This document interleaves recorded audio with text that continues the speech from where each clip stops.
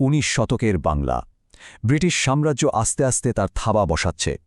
ঠিক সেই সময়েই একজন সাধারণ মানুষ, একজন কৃষক, হয়ে উঠলেন প্রতিরোধের এক কিংবদন্তি।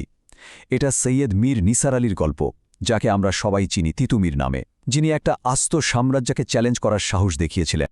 প্রশ্নটা শুনলেই কেমন যেন অবিশ্বাস্য লাগে, তাই না? ভাবুন তো, সাধারণ বাঁশ আর কাদা দিয়ে বানানো একটা কিল্লা, সেটা কি করে সে সময়ের সবচেয়ে শক্তিশালী একটা সাম্রাজ্যের বিরুদ্ধে প্রতিরোধের দেওয়াল হয়ে উঠতে পারে? এই প্রশ্নের উত্তর খুঁজতেই চলুন আমাদের ফিরে যেতে হবে প্রায় ২০০ বছর আগের সেই বাংলায়, যেখানে শোষণ আর অবিচারের ভেতর থেকেই জন্ম নিয়েছিল এক ঐতিহাসিক বিদ্রোহ। আচ্ছা, তিতুমিরের এই বিদ্রোহকে যদি ঠিকমতো বুঝতে হয়, তাহলে সবার আগে আমাদের সেই সময়কার বাংলাকে বুঝতে হবে। এটা এমন একটা সময় ছিল যখন ইস্ট ইন্ডিয়া কোম্পানির বিভিন্ন নীতি বাংলার পুরো সামাজিক আর অর্থনৈতিক কাঠামোটাকেই একেবারে ভেঙে গুড়িয়ে দিচ্ছিল। এই স্লাইডটার দিকে একবার তাকানো যাক। এখানে দুটো একদম আলাদা বাংলার ছবি। কি পরিষ্কার, তাই না? দেখুন, বাম দিকে ১৭৯৩ সালের আগের বাংলা, যেখানে কৃষকরাই ছিলেন তাদের জমির আসল মালিক, আর ডান দিকে চিরস্থায়ী বন্দোবস্ত চালু হওয়ার পর পরিস্থিতি পুরো উল্টে গেল। এই আইনটা ব্রিটিশদের অনুগত এক নতুন জমিদার শ্রেণী তৈরি করল, আর বাংলার লাখ লাখ কৃষককে তাদের নিজেদের জমিতেই প্রায় দাসে পরিণত করল। আর এই শোষণটা কিন্তু শুধু একদিক থেকে আসেনি, এটা ছিল একদম পরিকল্পিত আর বহুমুখী। যেমন ধরুন, কোম্পানির শাসনে বাংলার নবাবী ফৌজ ভেঙে দেওয়া হলো। এতে হাজার হাজার মানুষ রাতারাতি বেকার হয়ে গেল। বাংলার সব সম্পদ চালান হতে লাগলো ব্রিটেনে। বিশ্ববিখ্যাত মুসলিন সহ আমাদের পুরো তাঁত শিল্পকে ধ্বংস করে দেওয়া হলো শুধু ম্যানচেস্টারে কাপড়ের বাজার তৈরি করার জন্য। এমনকি শিক্ষা বা সামাজিক কাজের জন্য যে নিষ্কর জমিগুলো ছিল, সেগুলো কেড়ে নেওয়া হলো। মানে পুরো সমাজটাকেই যেন পঙ্গু করে দেওয়ার একটা চেষ্টা।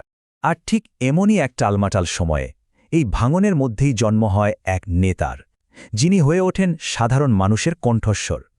তার আসল নাম সৈয়দ মীর নিসার আলী, কিন্তু ইতিহাস তাকে চেনে তিতুমির নামে। তিতুমিরের জীবনটা কিন্তু বেশ ঘটনাবহুল ছিল। যৌবনে তিনি ছিলেন একজন নামকরা কুস্তিগির, এমনকি জমিদারের হয়ে লাঠিয়াল হিসাবেও কাজ করেছেন। কিন্তু ১৮২২ সালে মক্কায় হজ করতে গিয়ে তার জীবনে একটা বিরাট আধ্যাত্মিক পরিবর্তন আসে। সেখানে তার সাথে পরিচয় হয় বিখ্যাত সংস্কারক সৈয়দ আহমদ বেরেলভির। দেশে ফিরে তিনি একদম নতুন এক জীবন শুরু করেন, একজন ধর্মীয় সংস্কারক হিসেবে। মজার ব্যাপার হলো, তিতুমিরের আন্দোলনটা কিন্তু শুরু হয়েছিল একদম শান্তিপূর্ণভাবে, একটা সামাজিক আর ধর্মীয় সংস্কার আন্দোলন হিসাবে।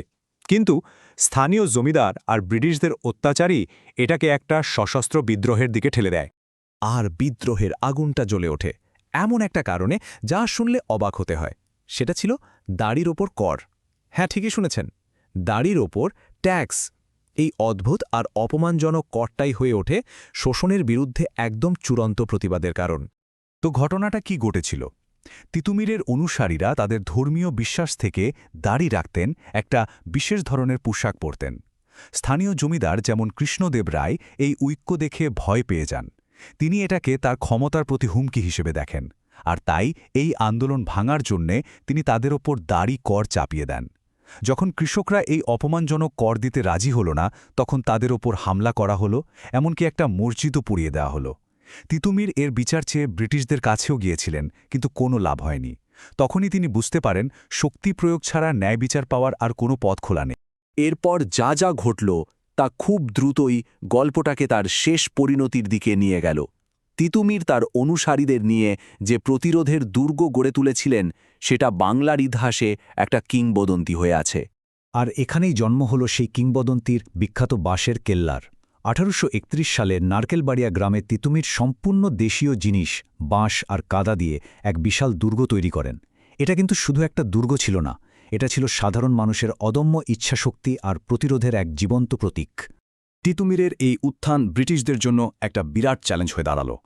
Governor general Lord William Bentinck colonel স্টুয়ার্টের নেতৃত্বে এক বিশাল সেনাবাহিনী পাঠালেন। তাদের সাথে ছিল আধুনিক বন্দুক আর সবচেয়ে বিধ্বংসী অস্ত্র, কামান। একদিকে বাঁশের কেল্লা আর অন্যদিকে ব্রিটিশ সাম্রাজ্যের সামরিক শক্তি। মহাশ্বেতা দেবীর এই লেখাটা পড়লে যুদ্ধের সেই ভয়ঙ্কর মুহূর্ত আর তিতুমিরের অদম্য সাহসটা যেন চোখের সামনে ভেসে ওঠে। কামানের গোলার সামনে বাঁশের কেল্লা বেশিক্ষণ টিকতে পারেনি। ১৮৩১ সালের ১৯শে নভেম্বর তিতুমির তার অসংখ্য অনুসারী সহ যুদ্ধক্ষেত্রেই শহীদ হন। কিন্তু ভাবুন, শেষ মুহূর্ত পর্যন্ত তিনি তার প্রতিরোধের প্রতীক তার লাঠিটা হাতছাড়া করেননি। তিতুমির হয়তো সেদিন মারা গেলেন, কিন্তু তার গল্পটা সেখানে শেষ হয়ে যায়নি, বরং বলা যায় তার মৃত্যুর পর থেকেই শুরু হয় আরেকটা লড়াই, তার উত্তরাধিকার নিয়ে এক নতুন লড়াই, যা আজও চলছে।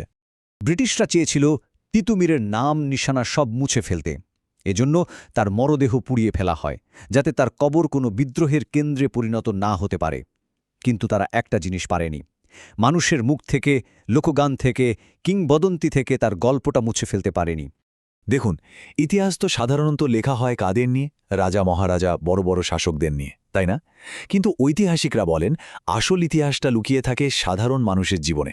একে বলা হয় নিজ থেকে দেখা ইতিহাস। তিতুমির আর তার অনুসারীরা ঠিক এমনই এক ইতিহাস তৈরি করেছিলেন। তাদের গল্পটা আমাদের মনে করিয়ে দেয় ইতিহাস কেবল ক্ষমতাশালীরাই লেখে না। আর ঠিক এই কারণেই তিতুমিরের উত্তরাধিকারী এত গুরুত্বপূর্ণ। কারো কাছে তিনি একজন লোকনায়ক, যিনি জমিদার আর ব্রিটিশদের বিরুদ্ধে রুখে দাঁড়িয়েছিলেন। আবার কারো কাছে তিনি নিম্নবর্গের চেতনার প্রতীক, যিনি প্রমাণ করেছেন যে ইতিহাস শুধু রাজা বাদশাহদের কাহিনী নয়। আর এখনকার সময়ে রাজনৈতিক কারণে তার চরিত্রকে নিয়ে নানা বিতর্কও তৈরি হয়েছে। শেষ পর্যন্ত তিতুমিরের গল্পটা আমাদের কিছু খুব জরুরি প্রশ্নের সামনে এনে দাঁড় করায়। ইতিহাস আসলে কারা লেখে, আর এই লেখার প্রক্রিয়ায় কাদের কথা হারিয়ে যায়, কারা বাদ পড়ে যায়? তিতুমিরের বাঁশের কেল্লা হয়তো সেদিন কামানের সামনে ভেঙে গিয়েছিল, কিন্তু তার প্রতিরোধের গল্পটা আজও টিকে আছে।